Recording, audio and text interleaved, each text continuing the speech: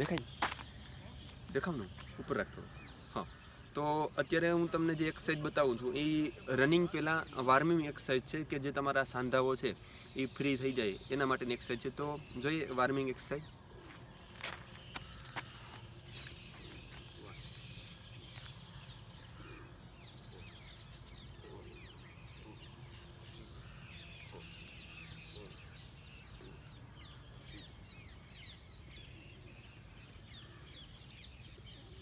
ત્યારબાદ સાંધા ખભાના.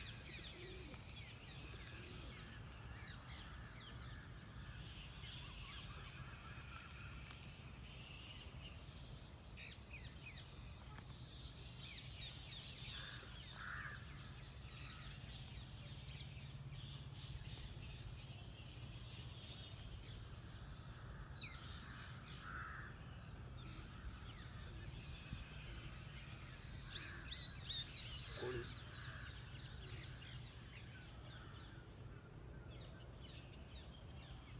કાંડા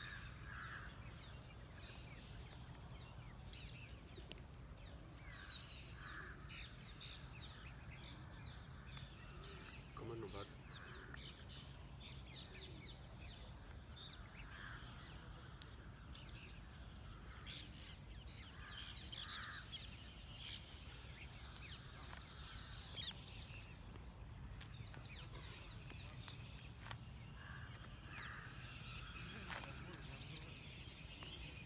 ભાગ ઘૂંટણનો ભાગ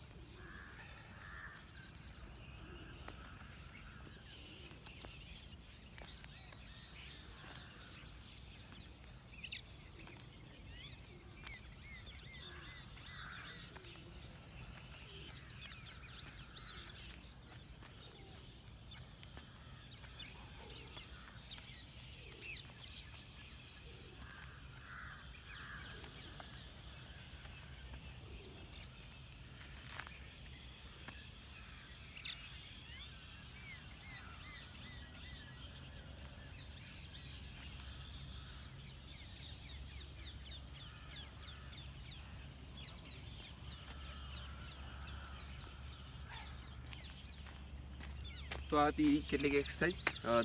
ગળાનો ભાગ, સાંધો, ખભાનો સાંધો, કોણી બંને, કમર, ઘૂંટણ, ઢીંચણ, પગ અને આ નીચેના બધા જે શરીરના સાંધાઓ છે બધાની જેટલી એક્સરસાઇઝ આવતી હોય, ગણતરી કરવાની છે. એક સાઈડ 5 ગણતરી કરો તો બંને સાઈડ 5 થઈ જાય.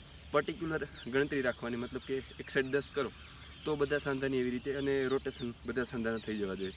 તો આ હતી પ્રેક્ટિસ. થોડીક વાર્મિંગ થઈ જાય પછી થોડુંક વોકિંગ કરીને પછી રનિંગ સ્ટાર્ટ કરવાનું. તો એટલી આ બાબત છે એ વાર્મિંગ એક્સરસાઇઝ માટે. બીજી પણ તમને આવડતી તો કરી શકો.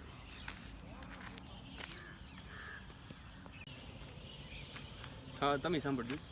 રનિંગ કરી લીધા પછી શરીરના સ્નાયુ જકડાઈ ન જાય એટલે રનિંગ કરીને તરત બેસીને નથી જવાનું. એક સિમ્પલ એક્સરસાઇઝ છે એના માટે. હા, આવી રીતે આ જે પગ છે, આગળ જે પગ રહે સીધો રાખવાનો છે, પાછળનો બેન્ડ આવી રીતે નીચે ઝૂકીએ એટલે અહીંયા પેન થશે. તો પેન પાછળના પગમાં થાય એવી રીતે આવા સ્ટેપ લેવાના છે. જેટલા લેવાય એટલે અહીંયા જોરદાર પેન થશે પાછળ. એવી રીતે પ્રયત્ન કરવાનો. જોઈ લેજો પોઝિશન. આ પગ સીધો છે, જે પગ સીધો છે એના તરફ નીચે ઝૂકો એટલે અહીંની સ્નાયુ ખેંચાશે એકદમ. અહીંયા પેન થવું જોઈએ. એક્સરસાઇઝ કરતી વખતે પેન ફીલ થવો જોઈએ પર્ટિક્યુલર સાંધામાં. તો આવી રીતે રનિંગ કર્યા પછી તમારી અનુકૂળતા મુજબ કરી શકાય. બહુ જ ઉપયોગી એક્સરસાઇઝ છે આ.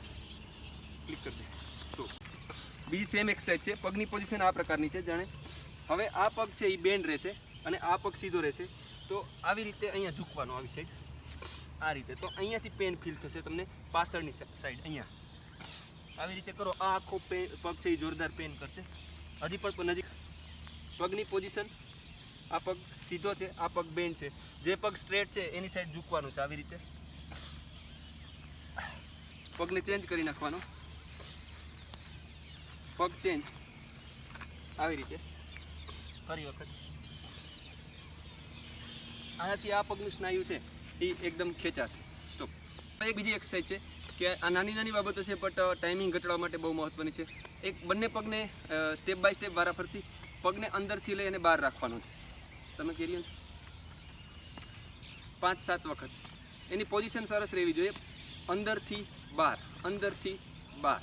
પછી સેકન્ડ બીજો પગ અંદરથી બહાર. આને તમે વધારે વખત કરી શકો, 10, 15 વખત અંદરથી બહાર. હવે સેકન્ડ સ્ટેપ, બહારથી અંદર લાવવાનું છે પગને, બહારથી અંદર. બોડીની પોઝિશન મહત્વની છે અહીંયા. પગ બહારથી અંદર 5, 10 વખત પણ સેટ રાખવાના, જેટલું પણ નક્કી કરો. સ્ટેપ રોટેશન છે, પગથી 8 બનાવવાના છે. ટ્રાય કરું છું મારાથી બને કે કેમ. 8 બનાવવાના છે અહીંથી, અંદરથી બહારથી, આવી રીતે પાછળ 8. પગને 8 બનાવી અને આવી રીતે પછી ઉલટા 8, અહીંથી 8 અંદરથી પછી બહારથી. સેમ પોઝિશન, અલગ પગથી. થોડુંક અટપટું લાગે, થોડીક વાર લાગશે, બટ પ્રયત્ન કરવાથી થઈ જશે. અંદરથી બહારથી 8 position, 8 rotation. Okay, stop. Second છે, હા મહત્વનું છે, જેટલા તમારાથી મેક્સિમમથી થોડાક ઓછા પગને ખોલવાના. કોમન એક્સરસાઇઝ છે, એક પણ એક્સરસાઇઝના નામ નથી આવડતા, બટ ખરો એટલે એનો ઉપયોગ છે, નામનું મહત્વ નથી. અહીંથી ઝૂકવાનું છે, આવી રીતે. હાથ પગ ક્યાંય બેન્ડ ના હોય એવી રીતે રિલેક્સથી.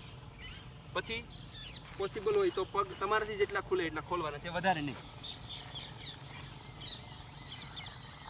પછી કોઈ હોય તો બાજુમાં 2 વ્યક્તિને ઊભા રાખીને સહારો લઈને પણ આને કરી શકાય. પછી બીજું આવી રીતે થઈ શકે.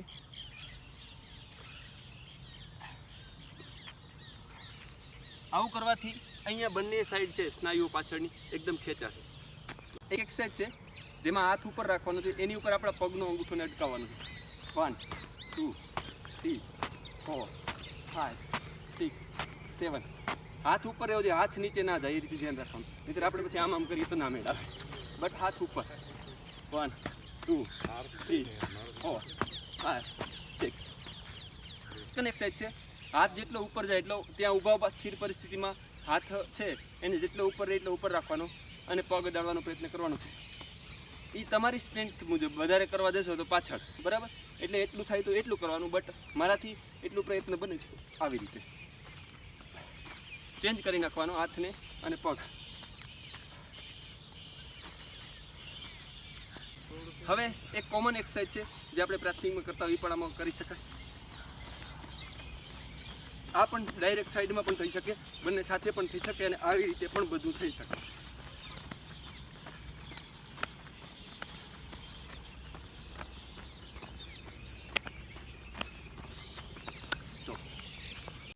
રનિંગ માટે કહેવાય છે પોલિસ્ટેનિંગમાં મેક્સિમમ તમને કરાવવામાં આવશે, જેને કંઈ કદમ તાક.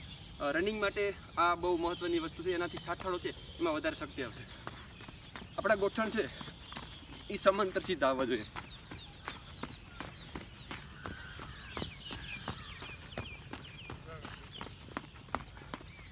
હા, તો આ છે કદમ તાલ. થાય એટલું કરવાનું. જેટલી પણ એક્સરસાઇઝ બતાવો એ થાય તો કરવાની છે, ન થાય તો ધરાડથી નથી કરવાની, નહીંતર પછી ખોટી શરીરમાં પ્રોબ્લેમ પડે તો મુશ્કેલી ઊભી થાય. આ જે ઘૂંટણ છે એ ઉપર અડે તો છાતી અડાડવાનો પ્રયત્ન કરવાનો. અડે તો હમણાં નહીં, પ્રેક્ટિસ.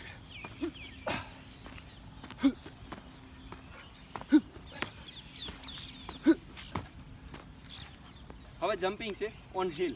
આ જે બાબત છે એને એક્સરસાઇઝ મળી રહે એના માટે.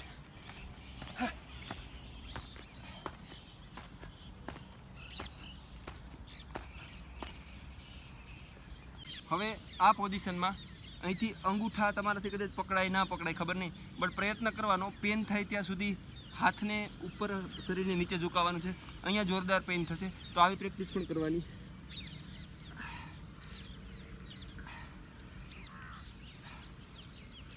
આ સીટઅપની સાથે સાથે પણ થઈ શકે. જનરલી હાથ આવી રીતે હોય છે સીટઅપમાં, બટ ના થાય તો હાથને ખુલ્લા પણ રાખી શકાય. સ્ટોપ. આ બાજુ આવી જાય. એક બીજી પોઝિશન છે, જરાક જોજો. એનાથી બેક સાઈડ છે એના સ્નાયુઓ છે એની પ્રેક્ટિસ થશે. આ જે પગ છે એને આ સાઈડ લઈ જવાનો છે અને આવી રીતે આ પોઝિશનમાં આવવાથી અહીંના સ્નાયુ છે એકદમ ખેંચાશે. આ પોઝિશન છે. આ બાજુ આવી જાય. હા, જોઈ શકો. ઓકે, જો કઈ રીતે પોઝિશન લઉં છું. હવે આ પગ લઉં છું, આ સાઈડ આવી જાય.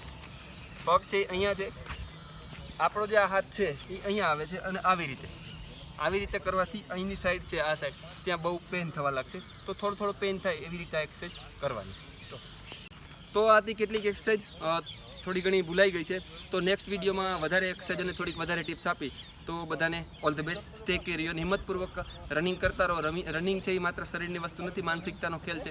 એકદમ મજબૂતાઈથી આગળ વધતા રહો.